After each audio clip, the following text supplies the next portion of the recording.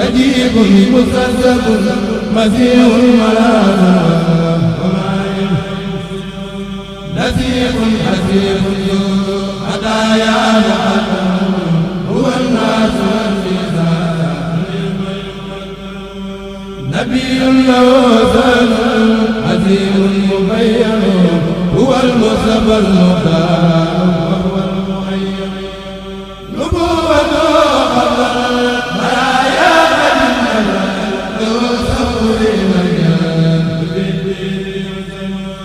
مجيد المجيد المرسل المنون معلم للبال لبالي وإبالي وفوزي بلا بكوني خليفة المصطفى نسيئته في السر والجار بالمدد في قادم نويت رجال الأبرار في جنتي إلى غير نبي من ليس يسير نبال سوانات نبي الله مصطفى وسيق إلى خير الذي يتكهن نبال الجبار عن العداد وراجع برسل وزيد نبال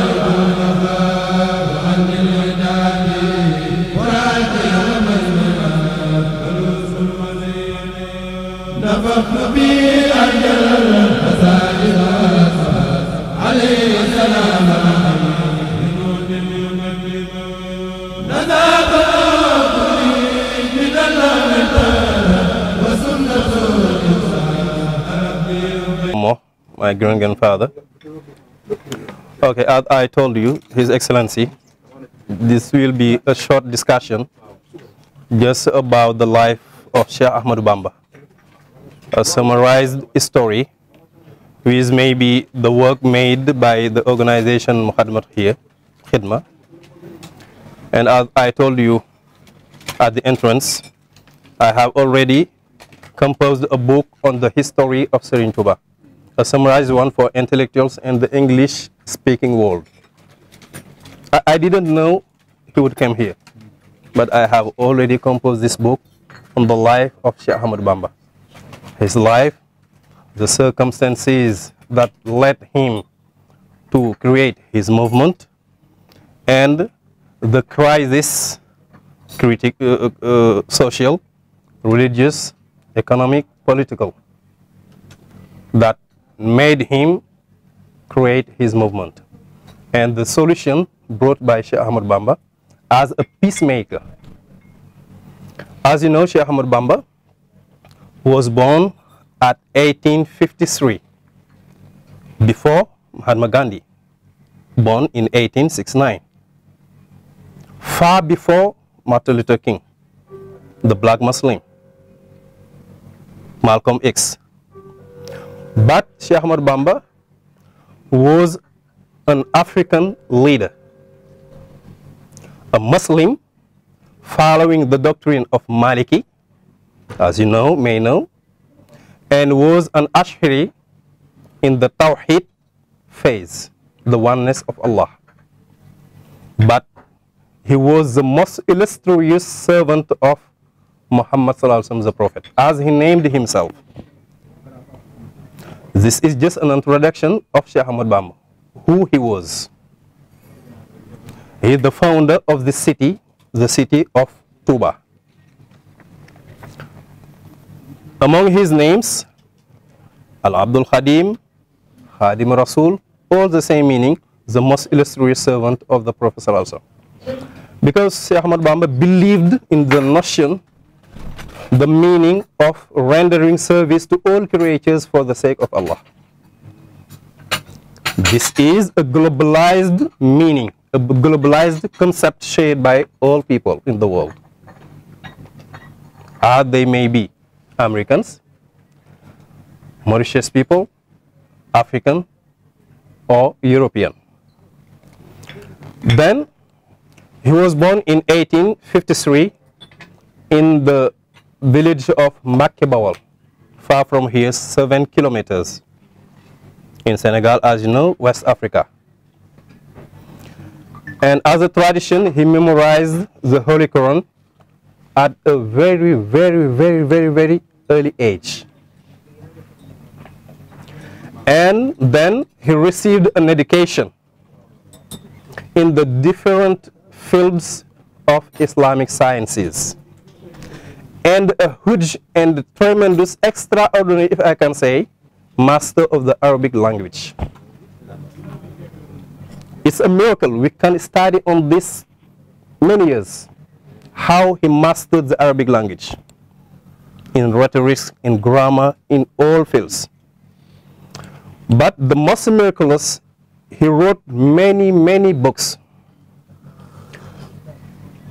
evaluated in 7 tons, 7,000 kilograms in the 1980s. And the studies must be updated now. And with this, great poems dedicated to his beloved Sallallahu Alaihi Wasallam Muhammad, the Prophet of Islam. And when he came here in Senegal in the 1890s, the society of Senegal was experiencing crisis on multiple levels: social, religious, economic, and cultural. And at the time, the colonial authorities were executing their plans to annex the territory of Senegal, the colonization. And at this critical time in Senegalese history, Cheikh Ahmadou Bamba believed that the most valuable struggle against colonization was how strong you could keep your identity. You see me, my African clothes. I'm graduate in the University of Sorbonne with a Master 2 of International Trade and Marketing. And then I entered in the University of Sibdeco with a Management Marketing. And then I graduated in the University of Cezac with a diploma of Chinese language as a beginner. But I'm keeping my identity. I can speak with all people, with all levels of intellect, but I keep my identity. That was the struggle of Cheikh Ahmadou Bamba. You see, Serigne Mamor, he is making a great work in diplomacy. But you will know that he is a grandson of Khadim Rasul. He is keeping his identity. But he is spreading the knowledge. He is spreading the path of his grandfather, Cheikh Ahmadou Bamba. Then, Cheikh Ahmadou Bamba he wanted to make his followers believe in their hidden abilities and rely on their own sources. As Americans say, sources. But me, as British, referring to the British language, I will say sources. Then, to Cheikh Ahmadou Bamba, the tremendous goal of resistance against oppression could only be achieved through seeking knowledge and hard work. Pay. Seeking knowledge and hard work. But the difference maybe with the Occident is for the only sake of Allah. And Allah will pay, will reward us tremendously, endlessly, permanently. Maybe the only difference, if I can say this. Hard work, knowledge for the sake of Allah. Can be summarized in belief in Allah. Then Cheikh Ahmadou Bamba conviction was the reason he said in one of his qasaid, Allah is my witness. I am a servant of Muhammad, my means of access to my Lord, and my spiritual weapons against the colonial authorities will be dedicated to spread knowledge through piety, meaning spiritual education, by sticking to my identity. Then, this is a draft. It will be published later in a very designed book, but especially for you, His Excellency. Among these objectives, rapidly, the objective of the movement of Muridism is to reform all aspects of society. Muridism is not worshipping Allah, making rakah only, no. Reform all aspects of society, religious, social, cultural, and economic, to be in accordance with Islam. We have among the principles of Khadim Rasul 12, but I can just cite 3 or 4. The first one, all of us will feel in this. One must have a clean heart, try to do and say good things at all times. It is shared. It isn't? One should work hard in following the guidance of Islam, which provides goodness to the human being. Thirdly, follow only the Holy Quran, the permanent law from Allah, the tradition of Muhammad, who predicated many scientific proofs, and what Muslim scholars agree on, al-ijma, and be far from what is not related to the teachings of Islam, accept what is permitted to us and avoid what is forbidden for us by Allah and is for our interest, and the like. Maybe we'll have the time to read it. And with this Islamic principle, Sheikh Ahmad Bamba began to grow his movement. And he created villages to help him better educate those enrolled in the movement. Among them, the village of Darus Salam, the house of peace, meaning the house of peace. Touba, the city of permanent happiness. Darul Halim al-Khabir, the house of the all-knowing, the city of Sri Mamor, where many followers, many sons, daughters of Sheikh Ahmad Bamba learned the Quran and Islamic science there. Darul Mannan, the village of the one who showers his blessings on his creatures. And, by the way, disciples emerged from many parts of Senegal because it's their interest. Because with a new educational system and his personal character.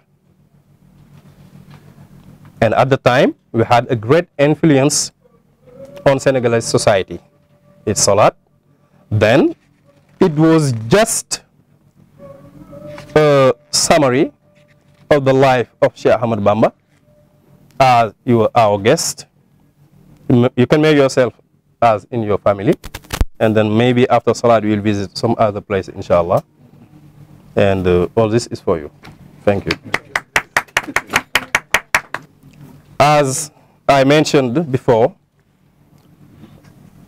the organization of this mosque is entrusted to an organization named Muqaddamatul Khidma. Muqaddamatul Khidma means the introduction of my service to my beloved one. And Serigne Saleh was son of Serigne Touba, gave them this name, and they are in charge of the organizing of this mosque, organizing conferences here, and training imams and muezzin, and many other activities here. They're in charge of all the mosque, cleaning, repairing, all. And me, I can say I'm a member, but I'm an intellectual who giving services for all. Thank you. Non, vraiment, merci beaucoup. Oh, merci. Vraiment, merci. C'est gentil. Ah, micro. Et, Micro. je vais le lire avec énormément d'ingratitude.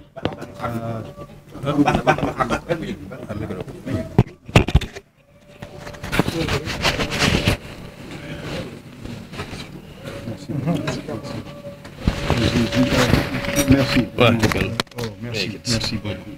Et merci beaucoup pour le cadeau de ce livre extraordinaire. Je vais le lire avec intérêt et beaucoup de gratitude. Et partager avec mes collègues de la Mosquée. C'est vraiment important de partager cette histoire, n'est-ce pas? Et malheureusement, le monde anglophone est moins au courant de cette histoire que les autres parties du monde. Et c'est quelque chose que nous pouvons résoudre ensemble avec le soutien le livre extraordinaire que vous avez préparé. Mais plus important du fait que vous avez prolongé et amplifié l'histoire de Cheikh Ahmadou Bamba, vous avez assuré son influence continue, n'est-ce pas? Et c'est vraiment ça qui va changer la vie et changer le monde. Et si tout le monde peut suivre les préceptes de Cheikh Ahmadou Bamba, ça va résoudre tous les problèmes du monde, tout simplement. Donc, et c'est vraiment une histoire, un héritage que nous devons partager. Donc, merci infiniment pour la présentation, pour le livre et pour tout ce que vous faites. Merci beaucoup.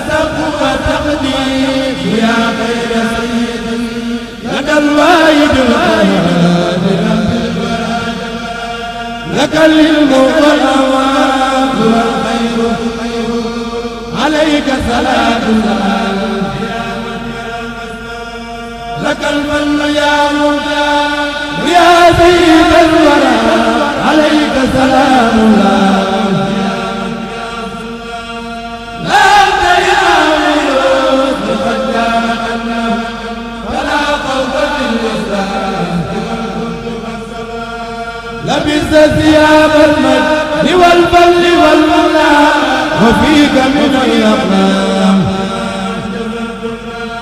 لقيت من الأعداء ما ألم على أنك الليل